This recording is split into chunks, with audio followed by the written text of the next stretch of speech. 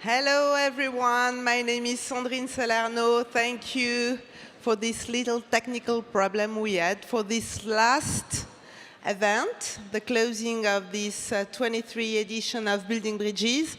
Let me first express my deep gratitude. This edition has been amazing. We have been 1,500 people in this building for 4 days. It has been a lot of talk, discussion, proposition, call to action, energy. And for us, it is very important to feel that the community of the bridge builder is getting stronger and stronger. Before giving the floor to our speaker, I would like to thank Building Bridges team, the people who work all year for this great event. So I think we should applaud them.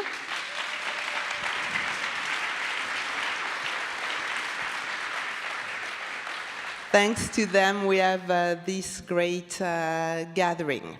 So our closing is the idea to meet three very different people, three personalities. And I will start with the first of them, very different kind, you will see. She's a woman, an amazing woman. She's leading the Club of Rome. I saw on the website of the Club of Rome that she likes difficult and robust conversation. So please welcome on stage Sandrine Dixon de Clèves.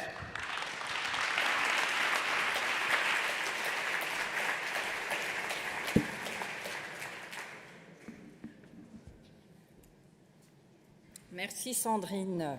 It's nice to have another Sandrine in the room, by the way. Having grown up in the States, there weren't very many. Ladies and gentlemen, what I want to do is to set the stage a little bit with a conversation that talks about both building bridges, but also how we can get through the complexity of the polycrisis that's facing us. I want to close this incredible week of sessions by bringing hope. We won't be able to end the rolling crises, and we will have more crises. But we can build more resilient societies, better able to deal with shocks and stresses, if we build a series of bridges. And we can build societies that support transformation, not reject it, very clearly, if we work in radical collaboration across a series of different bridges, across a series of different partnerships. The first glimmer of hope is the very fact that we have had a series of very deep conversations across Europe about moving beyond growth. That we are looking at the international level, and I've just come from the UN General Assembly, to think through what are new indicators that we need to go beyond productivity and take into consideration the deepest values that we place in society, to think about what is most essential. And that we shift from the over-financialization of the current economy into an economy that clearly thinks through the way in which we grow for people and for planet and for prosperity, not just for profit, power. What is also absolutely essential is that we are seeing genuine leadership. And this is coupled with a shift in the international financial architecture and the conversations that we see at the level of the IMF, the level of the World Bank, where the Bretton Woods institutions are under attack and they're being told, you were established as post-war institutions that no longer fit the complexity of the challenges of the 21st century, nor do they fit the geopolitics of today, nor do they take into consideration the need to bring in many more countries into our decision-making. This is the Bridgetown Initiative from Mia Motley. These are the conversations that we're looking at the level of the UN and also at the level of the IMF. But at the European level, as we are here in Europe, these needed policies are putting Europe on a path towards a more sustainable and inclusive society. And we're seeing it across the European Green Deal, which even though the European People's Party and some of the populists are trying to push against this, we're seeing that there are multi-party initiatives, building bridges towards farmers, towards citizens, to try to demonstrate that what we need is an alternative future. We need an alternative future, ladies and gentlemen, apologies, that is very much looking at the way in which we address the next big elections, because I want to talk to you a little bit about democracy. The discussion today is coming 1 year ahead of big elections in major democracies, including the United States, the UK, and of course, the European Union.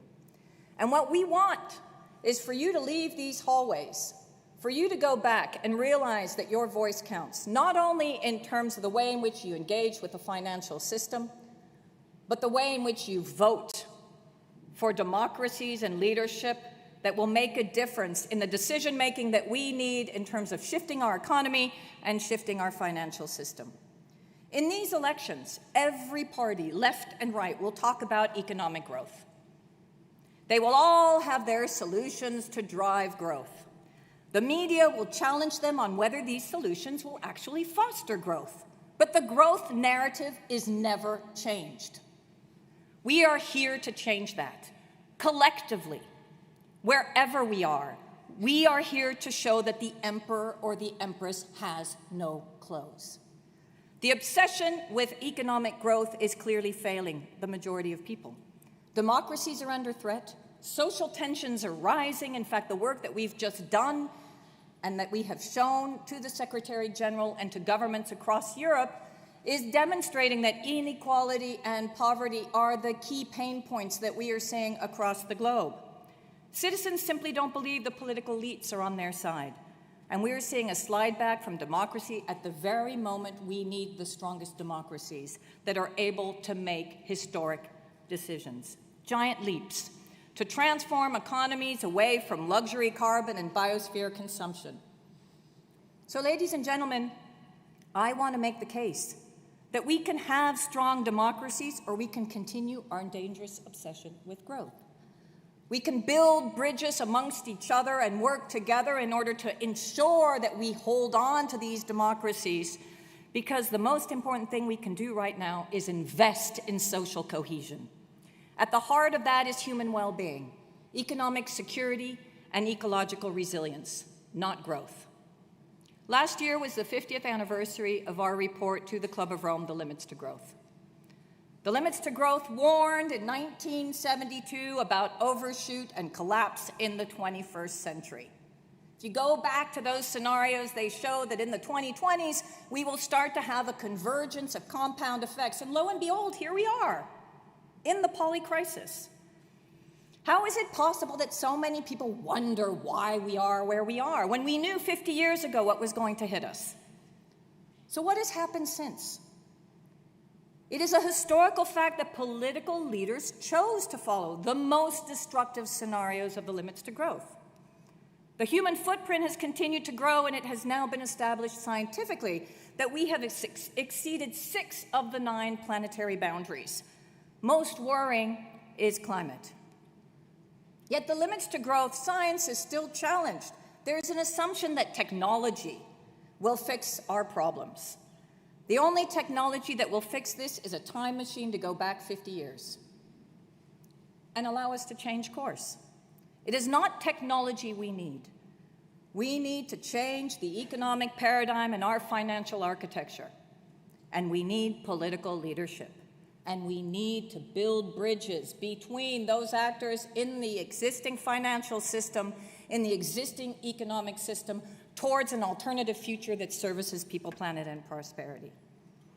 Last year, myself and colleagues published a new analysis and book called Earth for All, A Survival Guide for Humanity. We looked at this century, a single human lifetime. We explored just 2 scenarios, which we call too little, too late. Basically, business as usual, here we are today, and the giant leap. To develop the scenarios, we brought together a transformational economics commission of economists and thought leaders from across the globe. And a novel systems dynamic model, which was originally developed for the limits to growth by Dennis and Donella Meadows. This model that we've used is called Earth for All. And one of the novelties of the model is that we included 2 key indices, a well-being index and a social tension index. The too little too late scenario is essentially the road we're on. Incremental progress on climate, poverty, gender empowerment, and food systems change. It is a world of regional rivalries, not building bridges within regions, or between countries. It could have been called the road to hell. In our scenario, we will cross the 2-degree climate limit within a few decades. That, my friends, is the reality.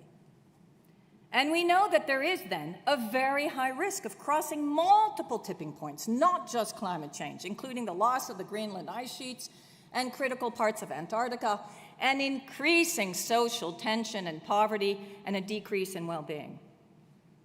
This will destabilize the planet for future generations, who will then just have to clean up the mess. Wealth is distributed much like today. Financial systems are not shifted. The richest on earth are taking all of the gains. Unsurprisingly, this leads to growing social tensions and impacts on our democracies. We conclude that this is going to have an impact of growing adversity, as we're starting to see today in different parts of the world. But that was the first scenario, and I promised you that I would bring a message of hope. The second scenario is the giant leap. We wanted to identify a small set of actions, a minimum viable product that would not cost an arm and a leg, 2 to 4% of GDP per annum, to reach many sustainable development goals at the same time, and Europe's vision and the world's vision of a social and green region. We wanted to take a systems approach to explore if we can achieve an acceptable level of well-being for a global majority on a finite planet. And what do? We conclude that nothing less than the following 5 extraordinary turnarounds are needed to have well-being for all while respecting the planetary boundaries.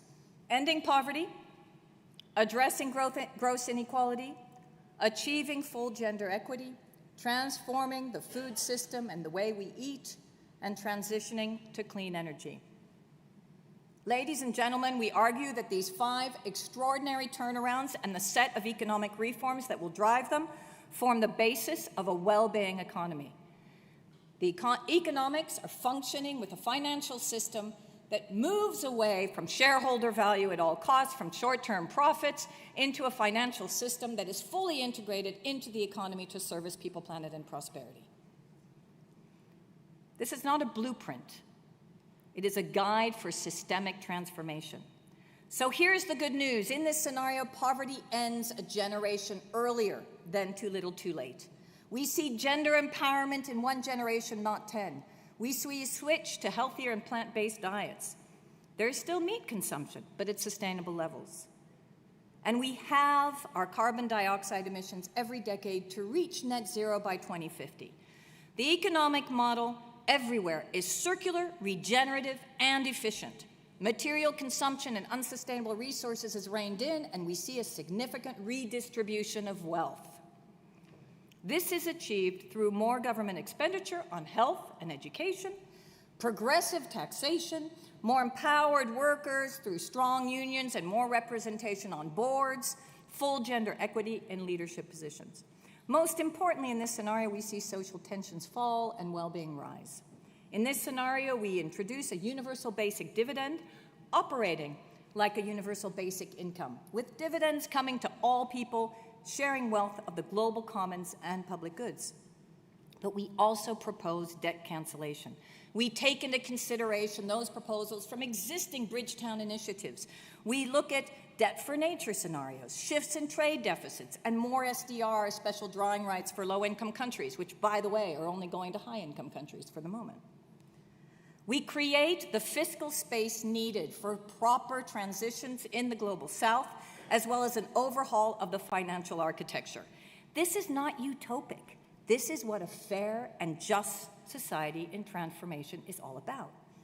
So why do we think this is so important? We know the giant leap will be disruptive. We're talking about a complete shakeup. This is everything, everywhere, all at once. It will create shocks. But if it is to succeed, then we must bring the majority of people along the journey. It must be fair, and it must provide the essentials. We know that this is not utopic. We know that we already have 5 countries across the globe that are putting in place well-being economies. We know that when we applied ESG within many companies during COVID, that these were the most performing companies because they had de-risked their value chain. So although the United States has been fighting against ESG, although the United States may have a new president that was a former president that disbanded any thinking about moving beyond the capitalistic model, we know through our surveys that across G20, 74% of citizens want to move towards a well-being economy. So, dear colleagues, this is a message to short-term politicians, to short-term thinking business leaders, to all decision makers who are campaigning on an economic growth and business as usual within the financial system. People don't want economic growth. They want economic security. They want ecological stability. They want government investment in their future and economic and financial systems that foster their well-being. If we need growth, it is growth in social cohesion, to empower democratic governments to act. That is the priority. This is both hard and exciting. We need to reach out to the financial community and remind them there is no Wall Street or shareholder value on a dead planet. We need to remind them that the COVID heroes were ESG companies and well-being governments. We need to remind them that our economic and financial systems must be in sync and foster well-being by shifting from extractive and regenerative economies. And we need to remind them that already in 1968, Bob Kennedy made his game-changing speech on shifting beyond GDP by placing a value on what matters, from nature to relationships to love, all the things that we currently don't measure. We need to come behind the ESG. We need to come behind TCFD. We need to go behind ISSB, the taxonomy, etc. But these are short-term levers. These are not a shift towards a new financial system. This is financing change, not changing finance. So, ladies and gentlemen, we need to create alternative futures. Alternative futures that show that the giant leap is possible by building bridges towards a future that is within our grasp, but we need the political will, we need the decision-making will to make it happen.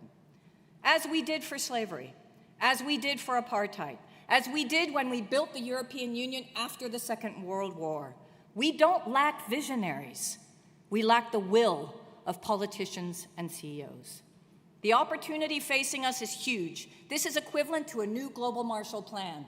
Within a single generation, the world could achieve energy security, food security, and economic security. How do we achieve it? We need leadership. Leadership to shift the economic and financial system from one that is grounded in power, profit, and patriarchy to one that is anchored in people, planet, and prosperity. Let us make sure this becomes our future. Let us make sure this becomes our reality. And let's build bridges towards that future that we need. Thank you.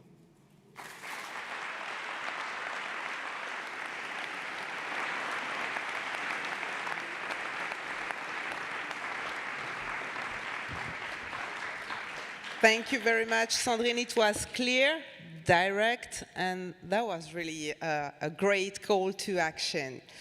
So now, before having a general discussion and Sandrine Dixon-de-Clèves will come back on stage, I would like to introduce the second speaker. In this edition of Building Bridges, we talked a lot about nature, biodiversity. We had this European launch of TNFD with co-chair Elisabeth Mahouma-Mrema. So one big focus was on nature, biodiversity, and also at the summit, we started to push the agenda to financial disclosure and social inequities, which is really linked to what Sandrine Dixon-de-Clèves said.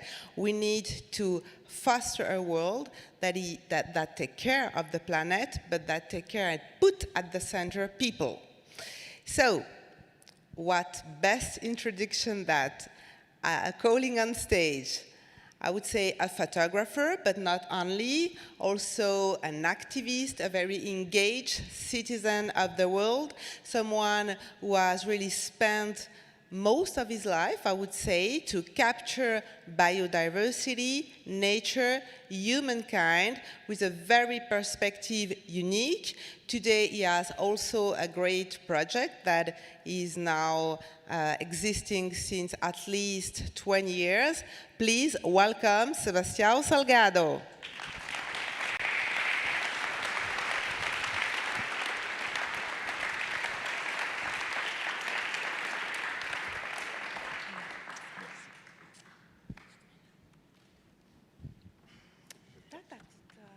Ah, ok. Mais non, j'ai été... Bon. Tu veux ça? Il ne fallait pas mettre la photo. Vous pouvez enlever la photo?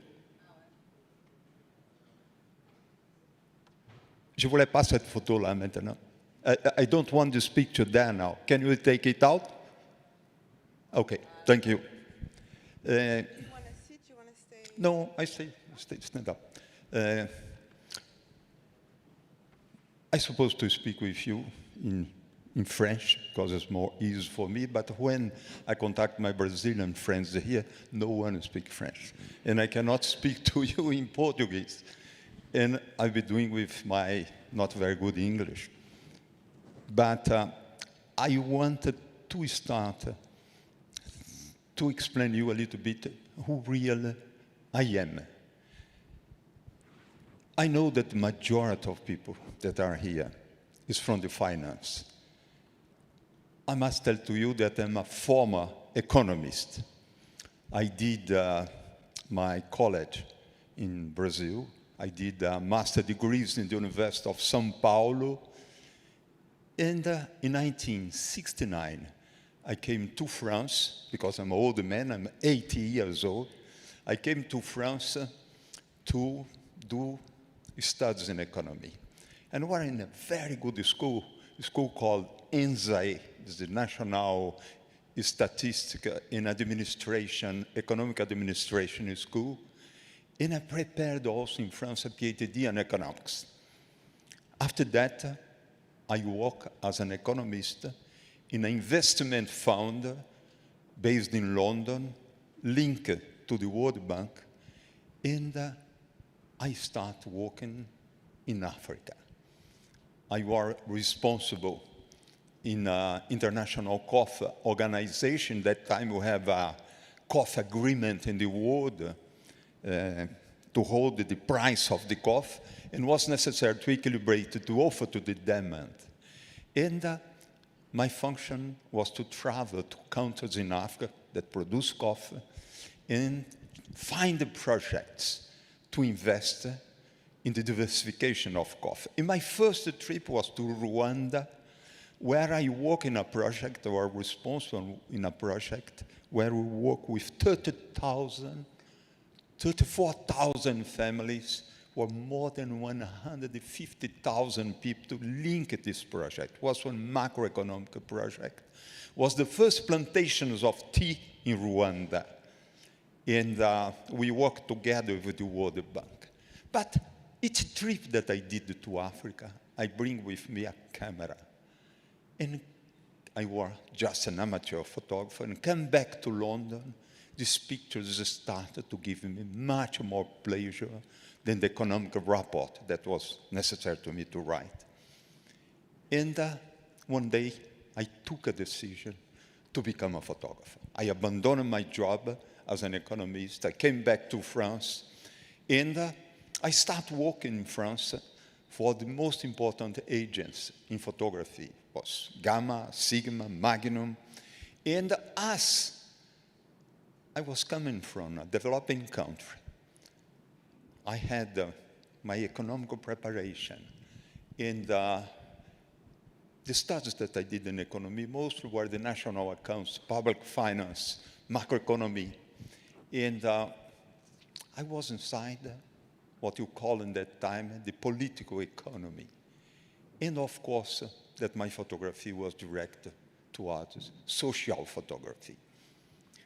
And I did a lot of work in the world. I'm probably the photographer that most work in the history of photography.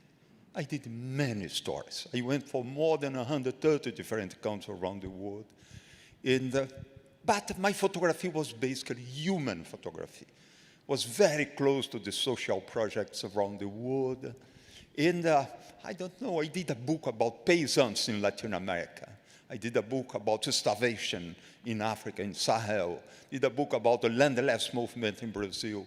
And one day I did a quite a large body of work about the end of the first industrial revolution that was finished in the beginning of the 80s when the intelligent machine was coming to the line of the production.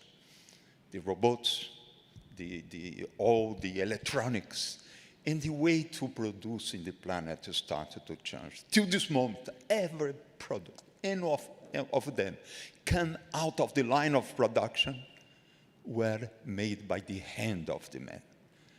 And for a moment, the things changed. Before, a car was completely made in a factory. In that time, we call a factory of car. And after that became an assembly line. The robots started to mount the cars, to mount everything. And you had hundreds of thousands of workers, millions of workers that were pushed out of their job. And I went to photograph the end of this first industrial revolution. I worked for about 6-7 years, where it was not more possible to find the traditional industry in Europe, in the rich countries. I went to Brazil, to India, to China, because my country, when I was a child, 92% of the population were rural population. Today we have more than 95% of the Brazilians living in towns, provoked most by this huge revolution, because you guys from rich countries, you stop to produce the dirty industry and you send it to us, to huge countries with a lot of raw material, a lot of hand power, and was Brazil, Mexico, Indonesia, China, India. And I did this body of work. It was the first time that I was speaking about globalization. And I went off all over. When this book came out, it was amazing impact that we made with the book, with the exhibition that we did. But doing this work, I saw that another revolution was happening on the planet. We were having a complete reorganization of human family in the planet. My country were urbanizing at a very high speed. China, India, everywhere. And I saw that was necessary to photograph this complete reorganization of human family by economic displacement, by refugees, by wars, that we had a total disequilibrium in the world with the end of Soviet Union, and a lot of wars was going everywhere in the planet, population displacement everywhere. And I went for 7-8 years to photograph this story. A story that I knew very well because it was my history. When I went to France, I didn't went to France because I chose to go to France. I was obliged to go because in Brazil we are having a huge dictatorship. I was very young, but if I stay there, they will kill me and kill my wife and torture down there because they kill a lot of my friends there. I knew this story. I went to photograph it.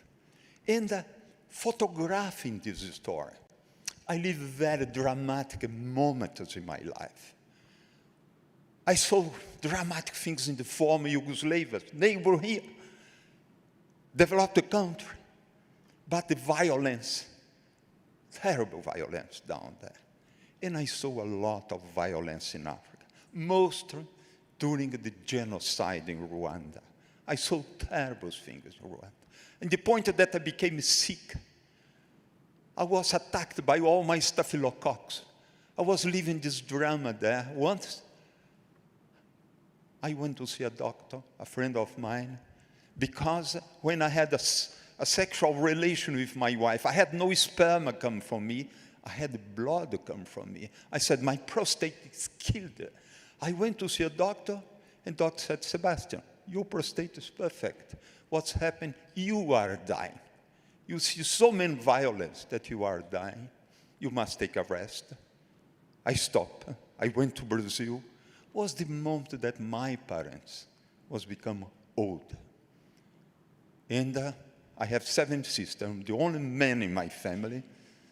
And together, they take a decision to give the farm to me, to my wife. We take a decision to abandon photography and to become farmers. We started to work as a farmer. We started to plant grass for cattle.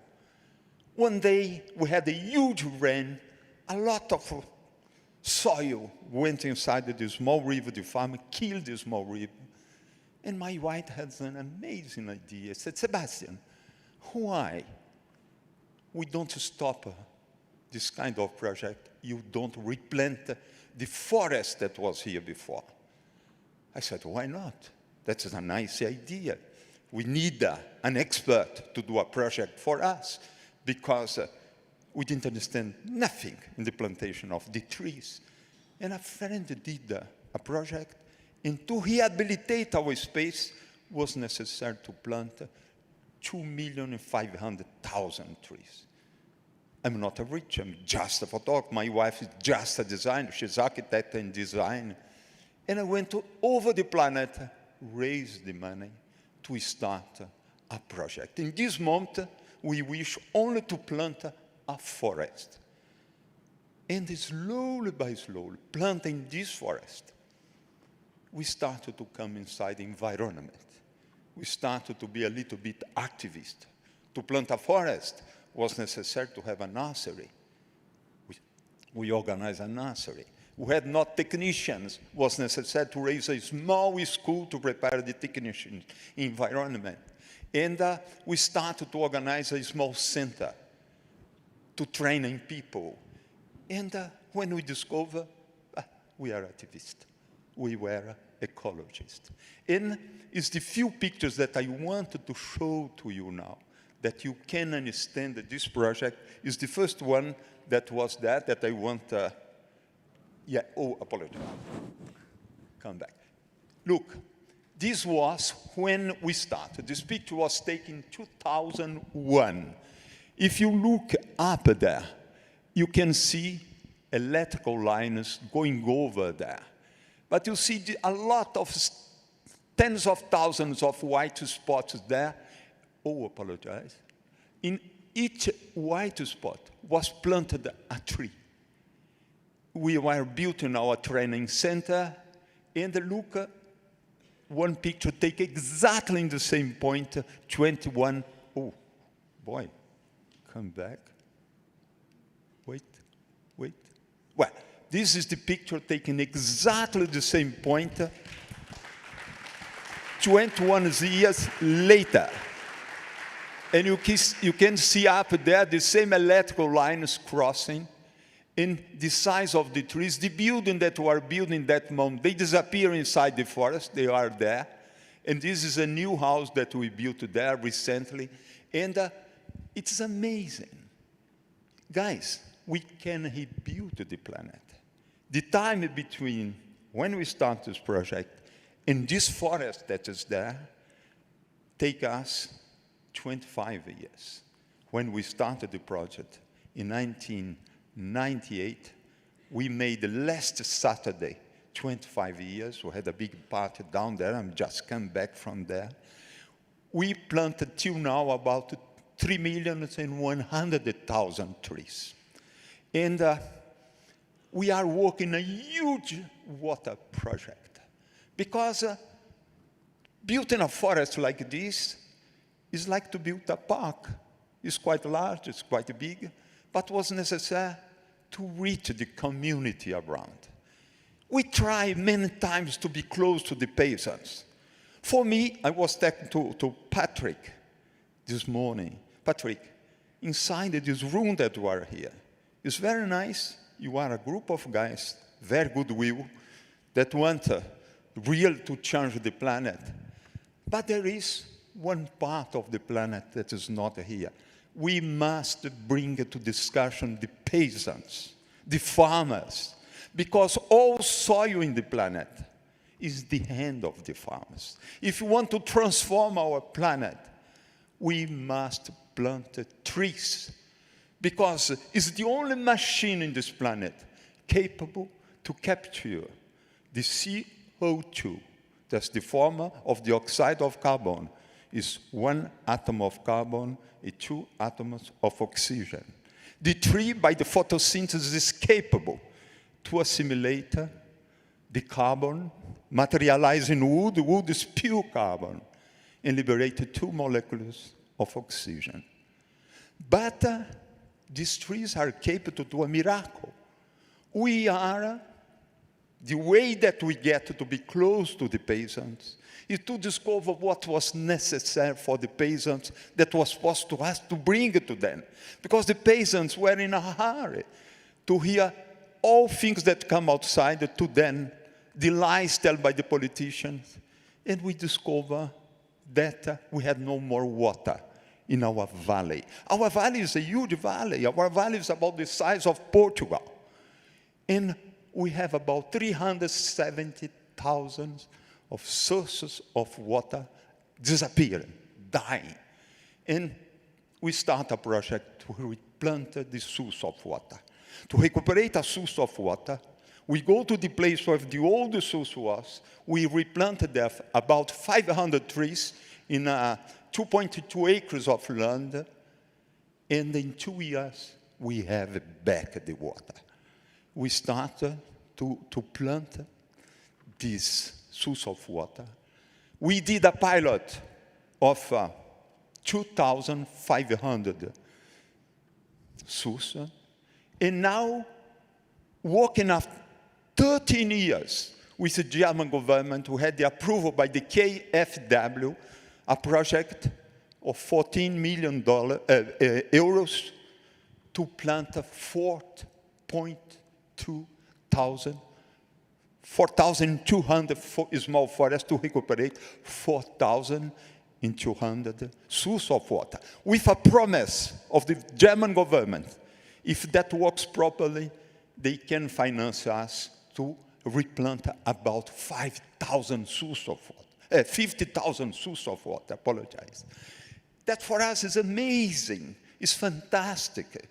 And we are working this. We are working today with about 3,500 farmers. We are probably today the biggest rural ecological project in Brazil. And it's amazing. It is amazing because we just start with the wish to plant a forest. You have on a, oh, apologize, I go in front. You have the comparison of the two, before and after, in the same point.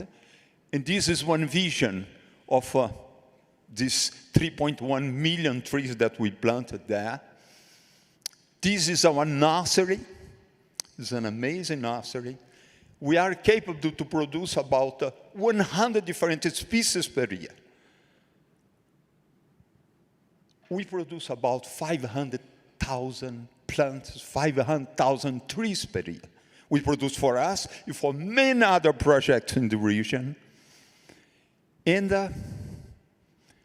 what is amazing with these forests is that we are not only bringing back the water, we are not only sequestrating the carbon, we are bringing back with us the biodiversity.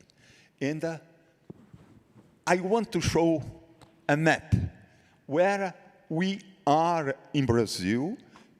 You see, here in this dark green is where we planted,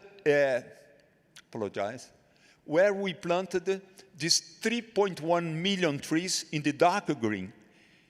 And these are all farmers around us. We are buying these farmers. There is a Swiss company called Zurich Insurance Company. They gave us 10 million Swiss francs to buy land. For the moment, we bought the A. We started to plant the A, and last week we bought the B. And for us, it will be very important. On the A and B, it will be possible to us to plant about 6 million trees. We are multiplying by 3 the size that we had before. And why we need to plant these trees. We need to plant these trees. We need to buy all this land around. We need to plant these trees because we will create a huge space of biodiversity, because we must start to irradiate biodiversity to add these thousands of small forests that we are planting to collect water. Our region in Brazil, that's one of the biggest desert, ecological desert, because we destroy all the rainforest there. We will be, in 30 years, 40 years, one of the most rich spaces in Brazil in biodiversity. Because, my friends, it's a drama what's going on in the world today. We are hitting very fast. We have a huge problem of carbon. We have an amazing problem of water.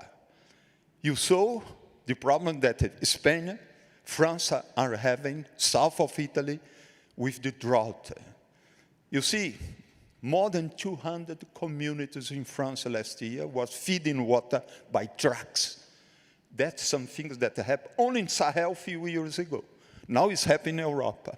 We are having a problem of water. But the biggest problem that we are having in the planet, it's not the heating, it's not the water, it's the loss of biodiversity. We are losing hardly the biodiversity.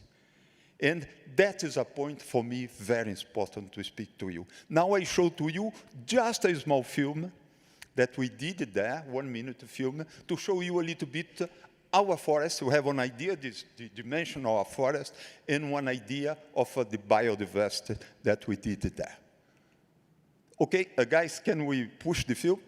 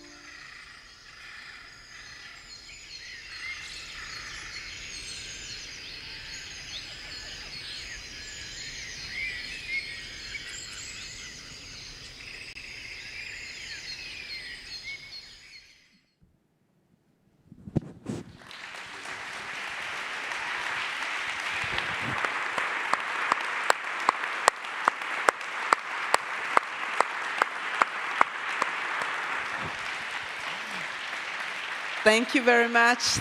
Thank you, Sebastian. I think that, you know, when at Building Bridges, many people say, okay, now we know why, we know what, but how? How do we do the change? And I think that you have answered your way, that question. I mean, we do things not only by talking about we need to do things, we do things by doing concretely things, and that's what you did with this Instituto Terra, with your wife, your friend, trying to really give life again to this part of Brazil in Amazonia. And I'm sure that you will be okay with me if I say that you're one of those people who think that we need to act fast and we need to act now. We don't have until 2050, but we need to start. And on that way, on that path, I think this is now about time to welcome someone who thinks that it is now that we need to move and that the shift needs to happen. Please welcome Paul Pullman.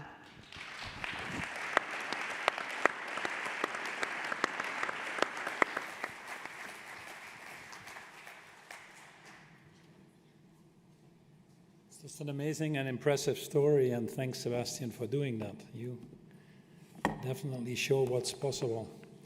I just want to perhaps end a little bit and take the reflections from having talked to many of you on these wonderful 4 days that you've had and share some observations, if you allow me to do that. But before I do, let me thank Patrick and Sabrine, obviously, for putting an incredible event together at a time that the world is unfortunately growing apart. Initiatives like building bridges is even more important than ever to make us grow together. And it certainly is rewarding to see that you have such an energizing event, that so many people turn up, but not only turn up, that you have that convening power and that you're able to translate that into action. If we don't create the necessary tipping points, we frankly are wasting our time. So we must, and that is probably a little bit of the message that I'm going to talk about. People are actually hungry to drive change and action. And that's probably also one of the reasons that you are here. And no better place, by the way, to do that than in Geneva. It's often known as the peace capital of the world, and for no undue reason. It is a place where conventions get challenged. Look at Calvinism, for an example.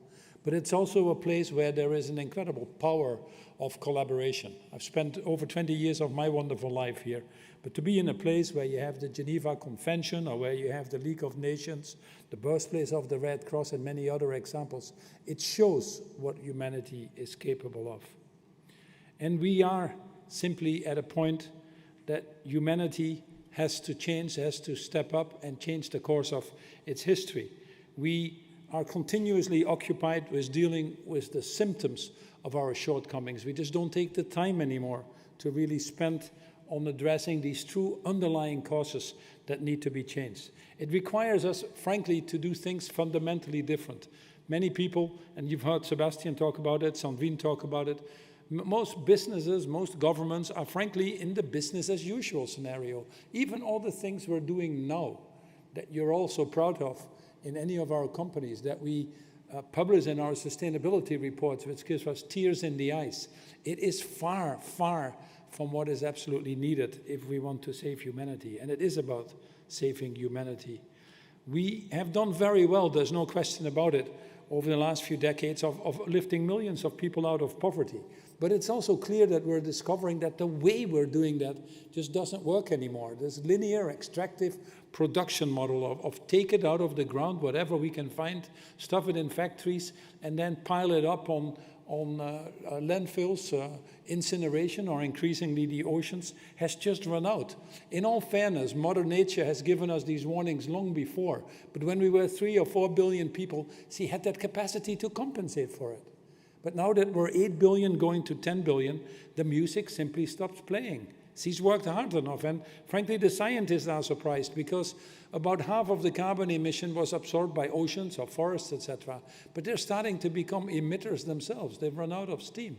And as a result, even their estimates of where we are actually surprisingly generous versus the actual carbon budgets that we find ourselves in now. So what makes it so challenging is actually not technology, is not money, it's not knowing what we need to do, but what it is that it requires a mindset change, a leadership change, probably bigger than we're currently willing to do to drive these broader systems changes. And I believe actually that the mindset change or leadership change is actually a prerequisite to driving these broader systems changes. There are 2 themes that you've talked about this week: how to drive these more transformative changes that are needed, what are these changes, and more importantly, what's the role that the finance industry can play in that. And secondly, which is basically a follow-up, these issues are so big you can't do it alone. How do we create these more transformative partnerships that are needed to get the real impact? You're undoubtedly a selective group of people. That's why you came here. That's why you made the time and stepped away from your work. I don't think you're typical of the industry, but I want to thank you for that, because you don't need everybody in the industry. I've discovered a long time ago, you just need the right people that come together to create these tipping points. And often it's only 5, 10, 15% of a certain sector that you want to change. And I think you're there. It doesn't need that many people. It just needs the right people. So I can't think of a more important task for humanity right now than what you've embarked yourselves on. I think people have long ago discovered that it's difficult for any of us to change things, but especially at a moment that our political situation is gridlocked, the institutions aren't quite working the way that they have been designed in 1944. The world has moved on. They frankly stood still. It's even more important now that business steps up and fills that void.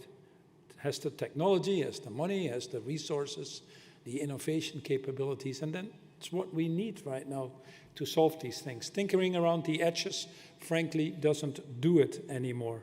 So, reinventing our model of capitalism. I don't really go into the definitions. If you want to keep calling it capitalism, that's fine with me. But we have to reinvent it to be sure that it works for everybody, to be sure that it's resilient, to be sure that it's sustainable now and for future generations to come. All these things are obvious. It requires a few mindset shifts, in my opinion. I talk about it in my book, Net Positive. You're welcome to read it. It's actually called How Courageous Companies Thrive by Giving More Than They Take. But it requires us to move from being a responsible business or being a resilient business, where everybody sort of is right now, to being a truly regenerative business. It requires us to move away from thinking of this total dependency of a fossil fuel economy, or may I say a data economy, to truly move to what is a biodiversity economy. It requires us to start thinking not just in terms of output and more and more and more, but perhaps have a real discussion on the impact that we're all seeking. The realization is there that we don't have until 2050. It's nice to see some governments making these wonderful commitments, like my UK government, where I spent now most of my time, but then seeing that the short-term commitments are watered down like you wouldn't believe it, just for the simple reason of a short-term election cycle. The good thing is we have a framework. It's called the Sustainable Development Goals. To leave no one behind, to irreversibly eradicate poverty, to do that in a more sustainable and equitable way. By all means possible, by the way. These 17 goals that were designed in 2015, signed by 193 countries in the world. And the good thing is we are moving. Don't feel bad. I like to drive cars. My example will run out with everybody moving to electric vehicles. But it's much easier if you're in second gear to accelerate and go to third or fourth gear than if you would be in reverse. Frankly, we're not in reverse. We are moving. We just need to move at the scale and speed that is now needed. And it has to make economic sense. You understand that and I understand that. We can all sit here and have fluffy stories about how the world should look like. But if we don't get the economics to move in that direction, if we don't show that it creates better value, it's difficult to move at that scale and speed that we're now getting to. I believe that we have, once more, the innovation, we have the technologies, the regulations are giving stronger signals each time, and frankly, I believe that the markets are moving. We're increasingly seeing the power as well of people coming together, people who understand that we all live in the same world, that self-sufficiency, frankly, is an illusion, that none of us can truly thrive unless we all do. Until we embrace, frankly, this reality of connectiveness, if you want to, we'll continue to bear the worst of its consequences. And there is progress. This year alone, the COP15, a wonderful agreement on biodiversity, saves 30% of the oceans, land, forests. We have the plastic agreement. Nobody thought that would have been possible. We have a piece of legislation in one of the toughest countries, the IRA, which is really a game changer.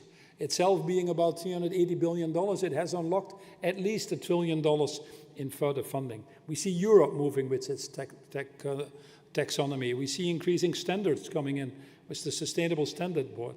But we're not moving fast enough, and we're not doing it at the scale. So the paradox that we're actually facing is that even though we're doing all these things, we've bent the curve of where we were on, we all feel good about ourselves. The reality is that we're still creating the problems at a faster pace than we're applying the solutions. And the reason for that is that we truly are linear thinkers as human beings, that we just don't have that capacity to put our thinking to what has become clearly an exponential problem. So where do we go and how do we get out of that? How do we drive our economies towards these more impactful economies? How do we drive these tipping points that we're looking for? I believe, once more, that we are on the verge of a breakthrough and that our interests, whatever stakeholder you are increasingly more aligned. Regretfully, I make that statement because we've waited so long. But we're actually at the point right now where the cost of not acting for any of these 17 development goals is actually higher than the cost of acting. So that makes it probably one of the biggest and most attractive economic opportunities that we will ever get in the history of mankind. And I'll give you some examples in that in a second. But let's first just talk for 2 minutes on where we can be if we put our heads together and if we rise to this challenge. If we start to absorb these negative externalities and start to own these negative externalities, frankly. My first point is, it's by all means possible to address these issues, even from any study that has been done. Look at the International Energy Agency. Just last week alone again, it issued a report, what needs to be done to stay around the 1.5 degree warming. And it's very clear that it's totally within our means to do that, even with the technology, plus or minus what we have available today. Recognizing that we have between now and 2050. But 80% we can do today already, and study after study, report after report points that out very clearly. And the sad thing is, it's actually more profitable as well for people that would really take the time to understand this. I know that there are some things you can't do alone, but that's why you're building bridges, to overcome these barriers, these perceived barriers in different forms of working together. Partnership definitely being one of them. So in 6 years' time, I don't think that's very far off right now, but if you put yourself in 2030, I think we are in a system where increasingly these externalities will be priced into the market, if we like it or not. For investors, companies, the financial world that you represent will move from tactics to strategies. You'll see that ESG has moved on, and things like the energy transition thinking is firmly embedded in all of the operations that we represent. Policymakers are starting already now to understand that they have to embrace this change, to lead and to be competitive in the age of renewables. Not only from a cost point of view, from a health point of view, but increasingly also from an energy security point of view. And the IRA is sort of a tipping point in that direction, in my opinion, already. As we saw last week, 2 weeks ago, was the global summit that President Ruto did in Kenya. The global south, if you want to call it that way, is increasingly starting to realize that this is probably one of the biggest development opportunities they're sitting on. They certainly have the critical minerals, they certainly have the cost structures, they certainly have the climate to help us probably be the engines for much of that transition I'm talking about. But it's not going to be easy. No transition of this magnitude is. It's stupid to stand here and say, you know, it's so obvious, let's all do it. Any change of this magnitude, which is bigger than the Industrial Revolution, which has to be faster than the technological revolution, has undoubtedly bumps on the road, and we're seeing some of these bumps. Standards and regulations aren't sometimes clear yet, or they might even push you in the wrong direction.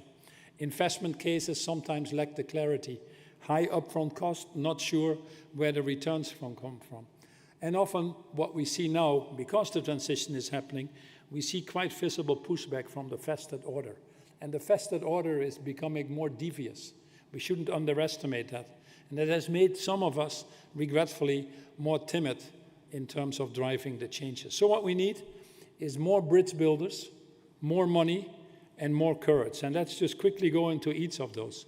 For more bridge builders, collaboration with others is ultimately about sharing and understanding that by working something bigger than yourselves, you're also better off yourself as well. We have an interest to work together. We need to move from this competitive thinking that we've been taught in all of the business schools that we've all gone to, that the more important thing is this cooperative leadership, not this competitive leadership. That especially when it gets to the future of humanity, I think we'd be well wise to work together. And frankly, today, partnerships that are embraced by some of the leading companies in the world, they're also quickly translated into better financial results. We talk about that once more in the book, Net Positive, I won't refer to it. But when we work together, we share risks, we lower costs, we set the bar higher, we create new opportunities, and ultimately that gets you to the tipping points. When we speak together as one voice, it also sends clear signals to governments, to others, that the train has left the station and that they better be part of this effort that we're driving. The second reason, obviously, is we need to get the money to flow. There's no question about it that this is going to cost money. But what we never talk about is that if we don't do it, it's costing more. And it's already playing out right in front of us. Any study will tell you that the transition of the Sustainable Development Goals is costing us about $5 to $6 trillion. Energy transition, part of that is probably $3 to $4 trillion a year. Sounds like a lot of money, but the benefit that we can unlock is also estimated to be significantly higher, about $12 to $15 billion a year by the studies that are actually lowballing it. Some have significantly higher estimates. And I would challenge us on that. The pandemic, for example, on COVID, a direct result, frankly, like Zika, Ebola, SARS, Asian flu, and many others waiting around the corner, is a direct result of the destruction of biodiversity. That's why we call it a zoonotic disease. The governments were ready in 2 minutes to spend $10 trillion. In fact, we've spent $17 trillion. We've spent $17 trillion on dealing with something that is the result of what we didn't want to act on, protecting and restoring our biodiversity. That alone can be done for $350 billion a year. It's insane.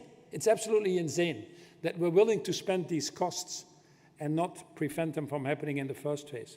12 trillion is the cost that we have every year in our broken food system, by keeping people poor, by cutting down forests, by wasting 30–40% of the food, by keeping half of the world either underfed or overfed, with enormous cost to our medical systems.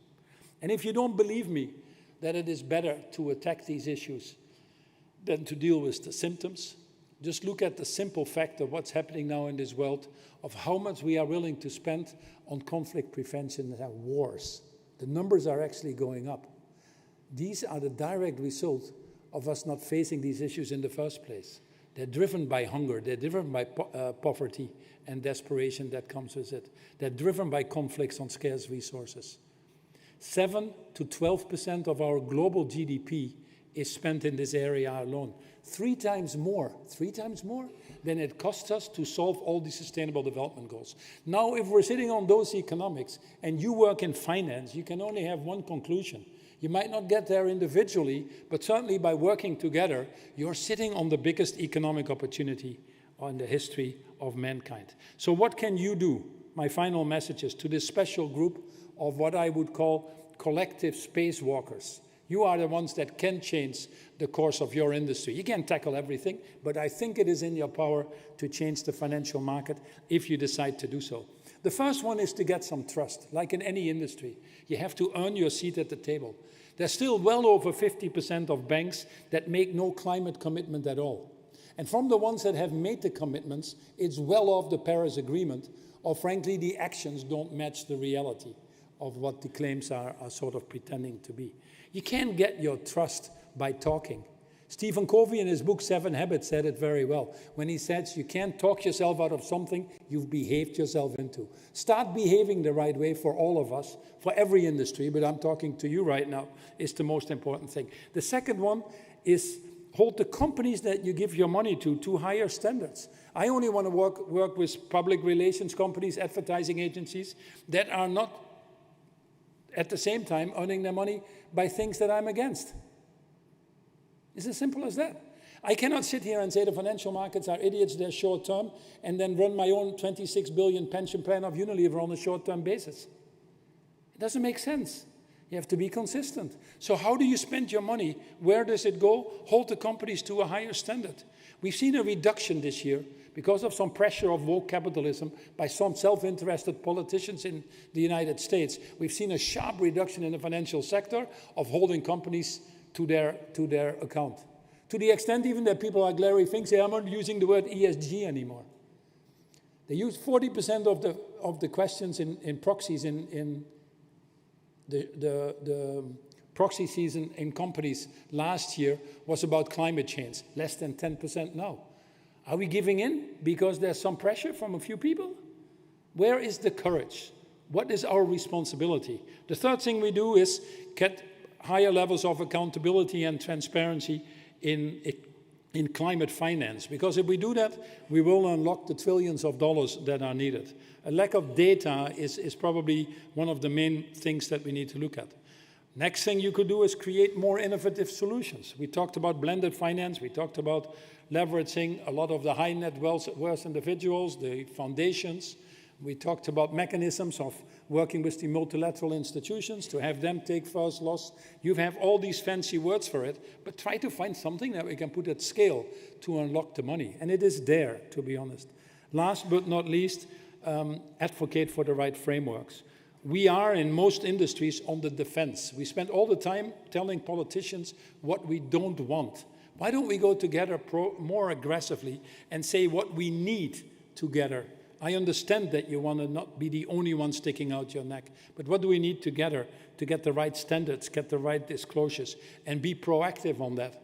How much have you done to create really a credible carbon market or a natural capital market? How much have you done to really fight for the price on carbon? Clearly not enough, otherwise we wouldn't be in this situation. So how can we, as a team in this room, get together and reach these tipping points on these standards? On moving industry sectors, let's take agriculture to sustainable agriculture, on moving airlines to truly sustainable airline fuel at the speed that we need, on changing the building environment that we need to do to get to the climate targets, the fashion industry, whatever you want to take. There are a few big ideas out there that if the finance industry would co-own that with these sectors themselves, I believe you can move mountains. So my final comment in all of this is not about technology or innovation or blaming anybody else, because it starts and ends with ourselves. But the first thing is we need, finally, it's about leadership. It's about courage. Courageous leaders are these bridge builders that we talk about. To have enough willpower to resist the pressures that you'll have and to rise to these higher levels. To get out of your self-serving interests, to be enough human to put the interest of others ahead of your own, knowing that by doing so you're better off yourselves as well. To have a certain level of humility, to know that you don't have all the answers, that you need these radical partnerships to get there. So whether you sit at the top of your organization or slightly below that, I know that you can all find a way to lead, that you can all take and find these courageous conditions to be more courageous, in fact, that you can all be the bridge builders that you want to be. So the question to ask at the end of the day is, how will I be a bridge builder? How will I help unlock the financial market? And how will I find my courage to help others find theirs? More bridge building, more money, more courage. Enjoy the wonderful time together, but I look certainly forward to talking the actions that you're going to decide on in the months that come. Thank you very much. Thank you very much, Paul. If you could please come. Maybe Sandrine join us also. We will have few time for questions. You can sit here. I'm going to go. Ouais? Ok. Sandrine là? Moi, je suis censée être là. C'est pas grave. No, I think it's a camera thing. I don't care. Go and sit there, Paul. Maybe we will need a bit more light. But we don't have a lot of time left, to be totally sincere. But if you have some question, we're going to take them. But please, question as short as possible, so we'll have more time for the answer. Okay? So who want to start? I'm not going to give you my mic, otherwise it's going to be complicated. But maybe if someone could do that, that would be great. Thank you very much. You want to ask a question? Look, if you don't want, I can give. No, that's okay. That's okay. Okay, let's go quick. Thank you. Rhythm. It's not a question. I've been working I've been working in the scope. I've been with Mr. Pullman at the climate action plan invited by Baroness Scotland years ago, and we have launched a solution that now bridge the bridges with all of what you're saying, and we are very, very happy to announce that we launch a complete new model for blended financial with the UN system. It's going to be launched the 14th of November in the UN headquarters here next door. So you're all invited to be part of it. It's a disruptive model to bring a global impact solution. Okay, thank you very much. Thank you for this push that you did, Paul, and for this great launch. Now, sir, you have the mic. I hope it's not for an announcement, more for a question, and if possible, a quick one. So I give you the floor. Just a quick question. Sandrine, you said we do not need economic growth anymore. And I'm a bit puzzled. Do we need degrowth or do we need different growth? Meaning economic growth that does not mean resource usage growth. Do you want me to answer? Very good question, and apologies if I deceived you on that. We need to look at growth in a very different way. We need economic development, not growth that is based on GDP and productivity only. Clearly, the dilemma is around how do we work with those countries that actually need to continue to develop economically, but develop differently, and how do we in the West that actually do not need the same extractive economic economy decrease our economic footprint so that we can come back to what is most essential rather than the wastage that we have within our economies and the overconsumption. So this is what I mean by we need a very different economic model. But in particular, I think it's very important that countries understand what we need is economic security and economic stability. And our growth model is very much based on profit and the power of a few rather than the many. Now, I'm not also saying that this is communistic. I think this morning at our workshop, I was told I was Trotskyite. I am not actually pushing for a communist model. I am pushing for a well-being model, which is demonstrated in many countries, that brings in a variety of different indicators calculated in budgets and accounting for national accounts that buffer just productivity. Merci, Sandrine. Two questions, maybe front row, and also the woman. Okay, thank you, Justine.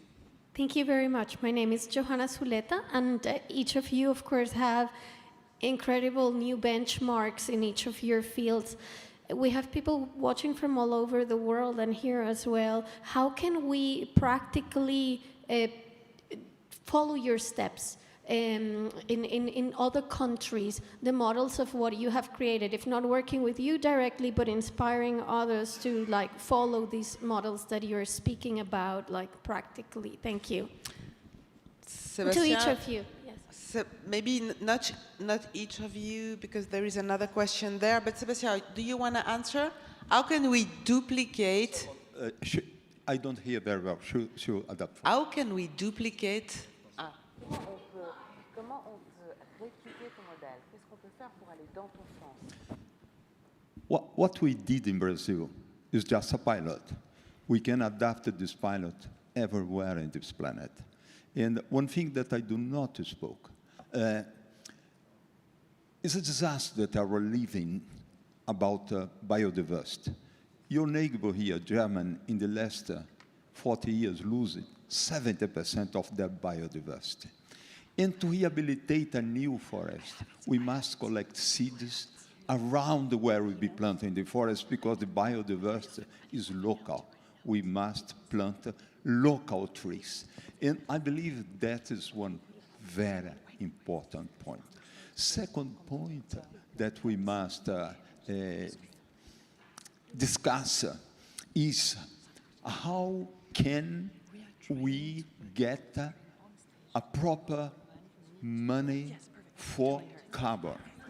Because all money that we have by carbon go for the second sector of the economy, for the industry. Very few money go to the peasants. If we don't give enough money for to plant trees. Never will be planting trees, because the space that we use to planting trees will be incompetence with the cattle, with potato, with another product that the peasants will be planting.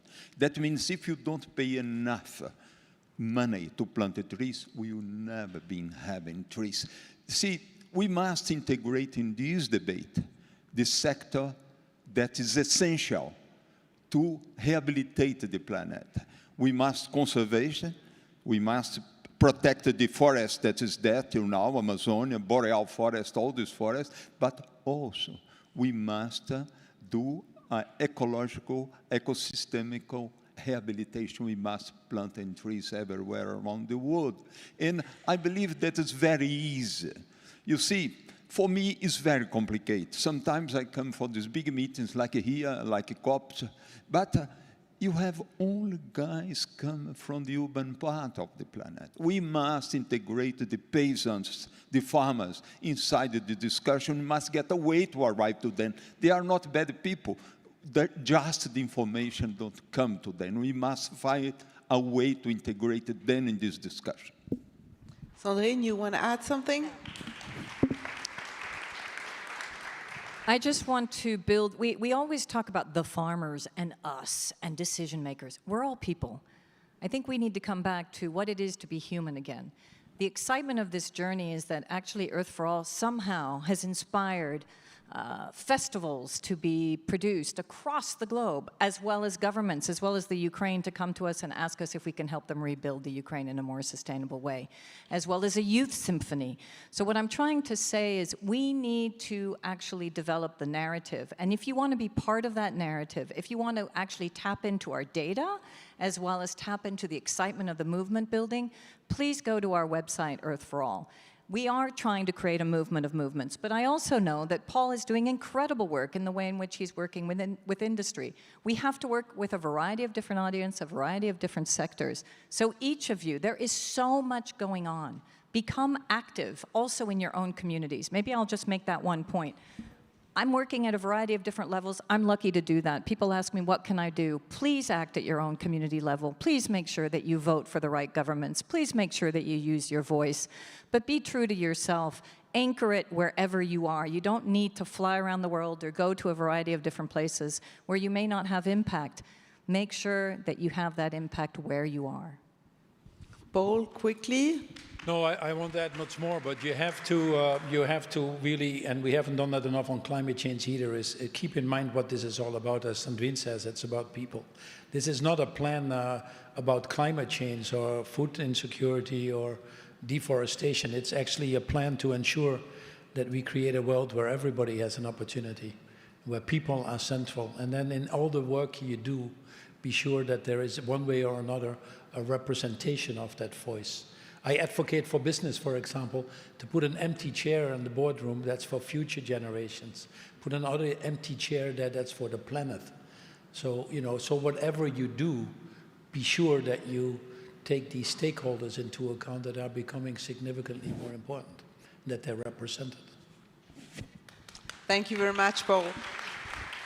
I think we're going to stop the panel with that declaration, because we need also to give the floor to someone that is really the head of our movement, our chairman, Patrick Audier.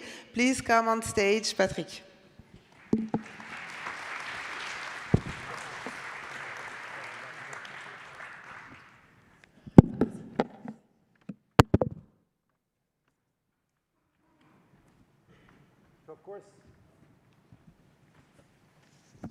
Of course, I'd like to start by thanking our speakers for their message and call for action. This is basically what we really wanted, but I couldn't expect better voices to do so tonight. We now have the pleasure to welcome, as we did at the beginning of our 2023 Building Bridges edition, our federal authorities. We had our President of the Confederation, and we now have our Secretary of State for International Financial Affairs at the Department of Finance, Daniela Stoffel. Daniela Stoffel has been a strong supporter, if not even more, before we even started the Building Bridges edition of 2019. State Secretary, can I ask you to join me here on the stage?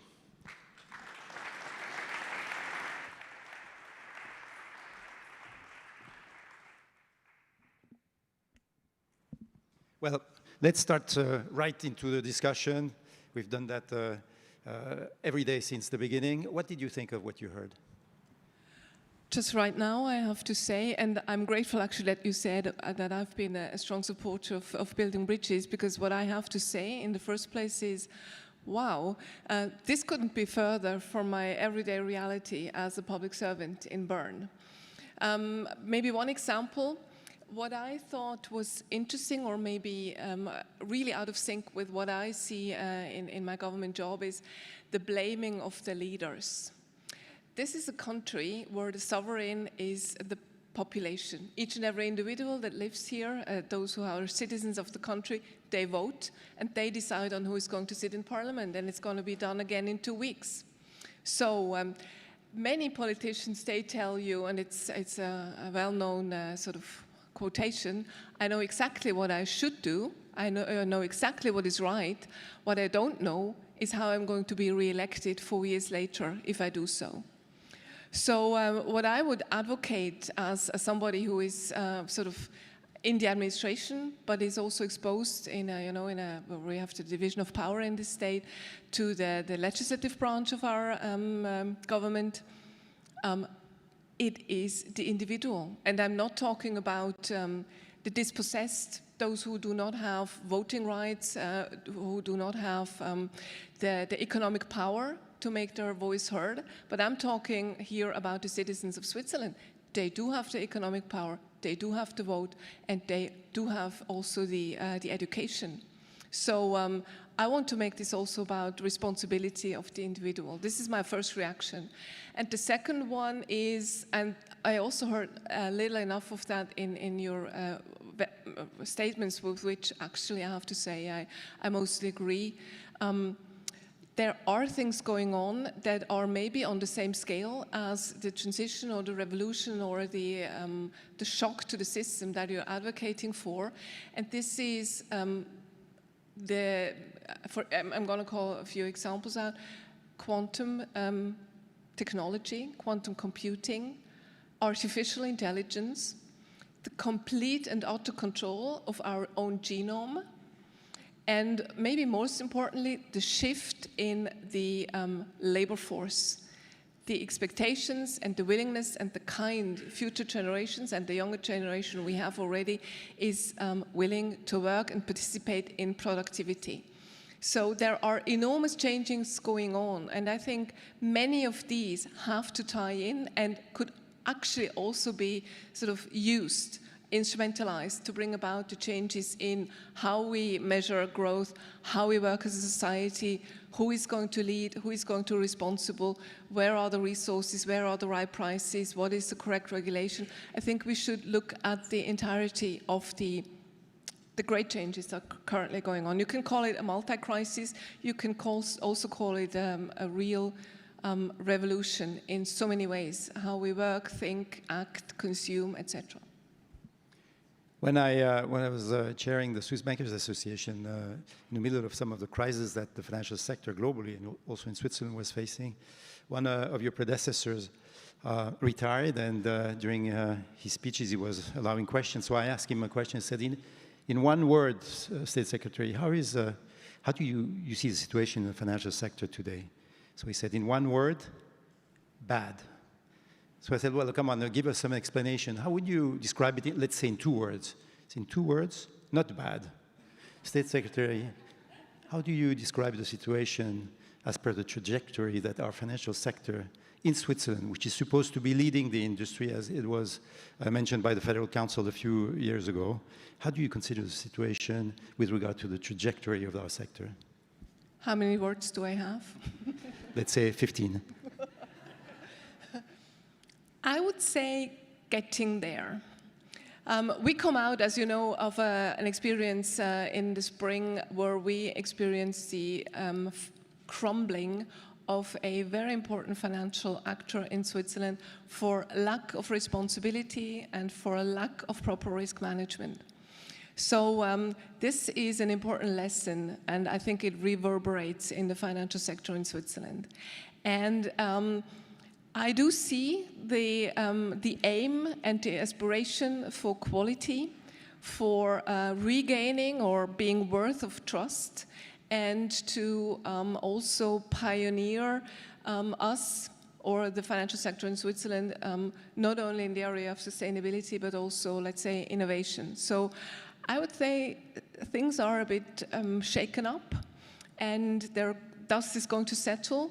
It's not going to settle in the same place, and I'm maybe more optimistic today than I was a year ago.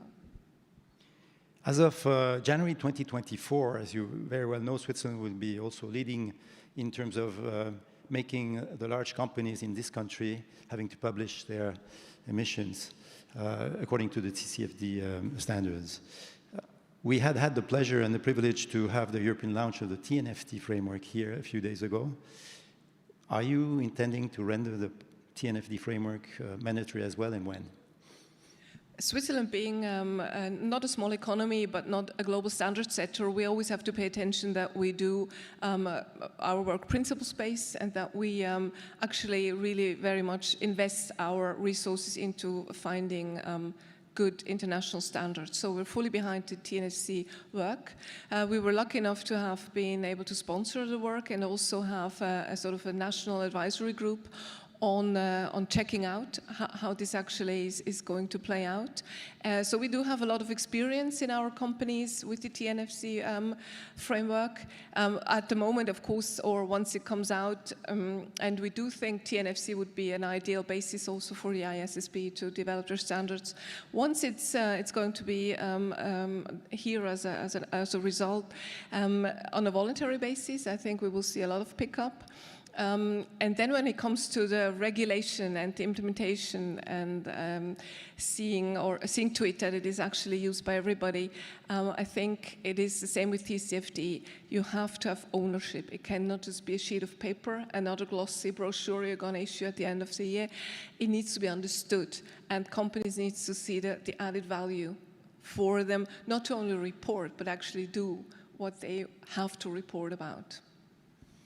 At this 2023 edition of Building Bridges, we have been willing to introduce the social dimension to the sustainability transition.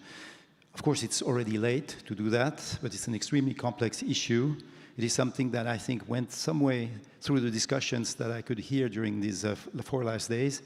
What's your view about the social criteria that, or indicators that we should try to include in our reflections also in Switzerland?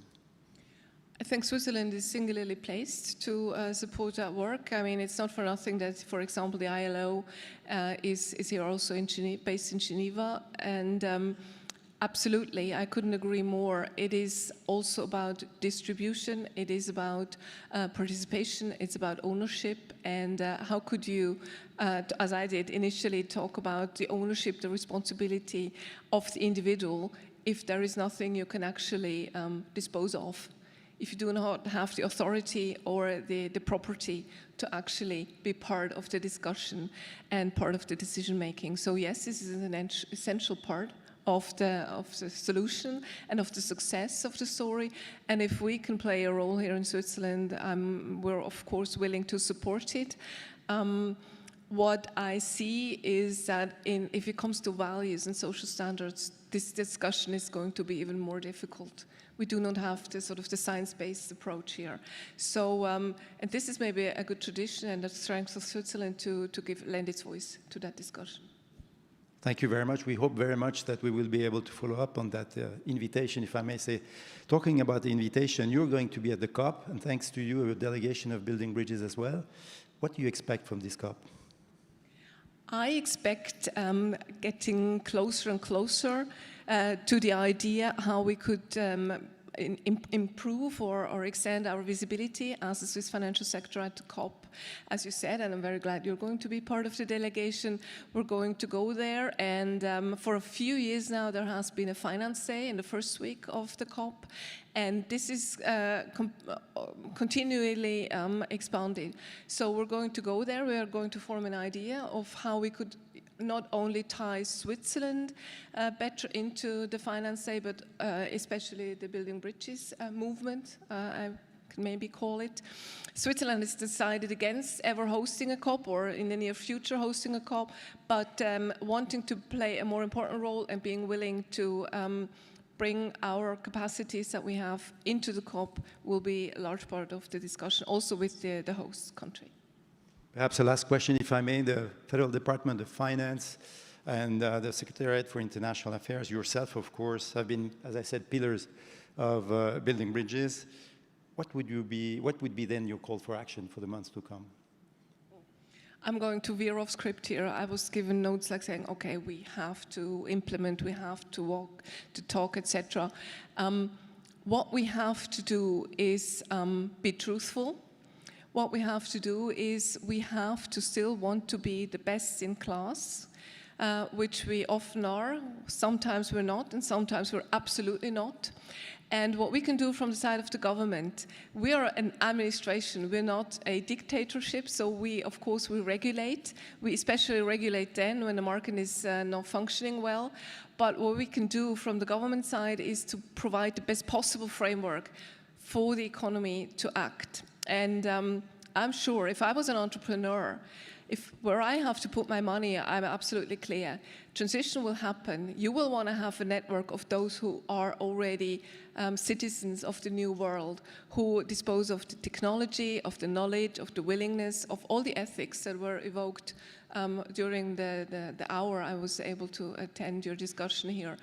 So I would put my money on the future, not on the past. And you told me there are leading figures in the financial sector that say, okay, I'm here to serve my customers and not the planet.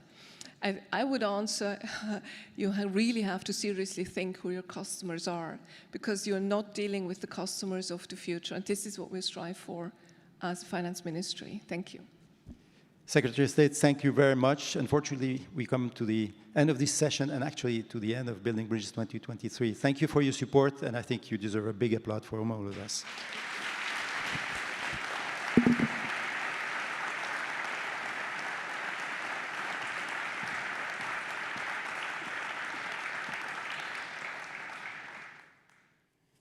Thank you, ladies and gentlemen. We've been extremely patient. I am not going to summarize 4 days of discussions, of course, now, but I'd like to say a few things. First of all, I'd like to pay a special tribute to all of you for having been so diligent in attending most of the sessions. Actually, I must tell you, I haven't seen, as a banquier, I haven't seen so many sessions in my life where my peers were sitting on the floor trying to listen as well as they could to what was said during a session. And that was the case here every day. There was barely enough place to be listening to the various speakers that we had. Thank you also for all of you who expressed not only concerns, but also from time to time controversial views. I think we need them, and the idea of Building Bridges this year was to include, of course, these voices. I'd like also to thank special constituencies that have been with us and have been very loyal to Building Bridges for already some time, and a special thanks in particular to the Villard Institute for coming with a carefully selected group of young students, the next gen actually, that were able to ask questions and also perhaps to enrich their knowledge by some of the responses that were to be heard here. I'd like also to mention a special thanks to the Seed Star community that celebrated its 10th anniversary during our Building Bridges 4 days here at this Congress Palace. I think it was wonderful to have also the community of innovators and entrepreneurs with us, and I think the exchanges have been extremely rich. Finally, I also want to mention that we were particularly honored indeed to have the European launch of the TNFD with us, not only because it shows that we can be of some use to these international commissions and groupings and constituencies that are so important to push the agenda, but also that we can also play our contribution or act in terms of guidance and information to make sure that the financial community gets faster on the ground to implement some of these standards. No need to say that the presence of the UNFCCC negotiation on the third floor, making some of us moving from first to third floor very fast every day, was of particular importance. I think we said at the beginning of Building Bridges, we have to try to work better collectively. what better example to have such a difficult, actually, negotiation going on 2 floors ahead of what was the Building Bridges 2023, and having ability to meet some of the colleagues that were involved in those negotiations. Ladies and gentlemen, if there's someone to ask in particular to come here to be thanked, it is Sandrine Salerno, because without her we could not have done anything today. So I will ask Sandrine to come on stage and get a big round of applause.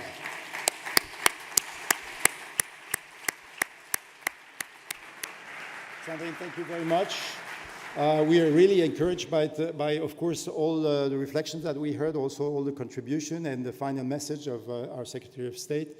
We will have to place the bar even higher next year.